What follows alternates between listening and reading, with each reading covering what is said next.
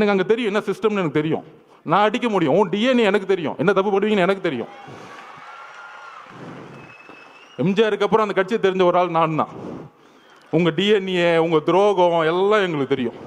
அப்போ அண்ணங்கிட்ட அப்பயே சொன்னானே, இதெல்லாம் பண்ணுவாங்க, இந்த சூழ்ச்சிக்கெல்லாம் பண்ணுவாங்க சுப்ரீம் கோர்ட்டு, நீங்கள் சொன்ன உடனே போயிடலான்னு.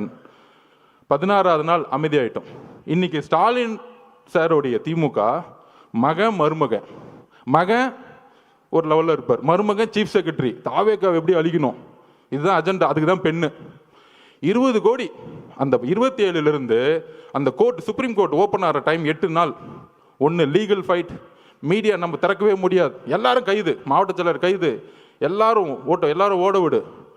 அன்னைக்கு காலைல நிர்மல்குமார் அவர்கள் உயர் நீதிமன்றத்தில் போய் மென்ஷன் பண்ணார். இன்னைக்கு 28ஆம் தேதி சண்டே மார்னிங் அறிவு சார் எல்லாரும் போய் ஐயா உயர் நீதிமன்றத்தில் போய் ஐயா தப்பு நடந்திருக்கு, போஸ்ட்மார்ட்டம் அவசரமாக பண்ணிக்கிட்டு இருக்காங்கன்னு ஒரு மனுவை கொடுக்குறாரு. அவர்கிட்ட பேசுகிறார் நிர்மல்குமார் அவர்கள். காலங்காலத்தில் நாங்களே வந்து தலைவர்கிட்ட சொல்லிட்டு அண்ணா தப்பு நடக்குதுன்னு நம்ம, ஆனால் அன்னைக்கு அந்த கேஸ் எடுக்கலை. உயர் நீதிமன்றம் வெக்கேஷன் கோர்ட்டில் ஆயிடுச்சு. எல்லா தகவலையும் சொன்னோம். அந்த ஒரு வாரம் நீதித்துறைக்கும் போக முடியல, மீடியாக்கிட்டையும் போக முடியல. ஏன் மீடியாட்ட போக கூட அவங்க மட்டும்தான் பேசுறது கேட்கணுமா?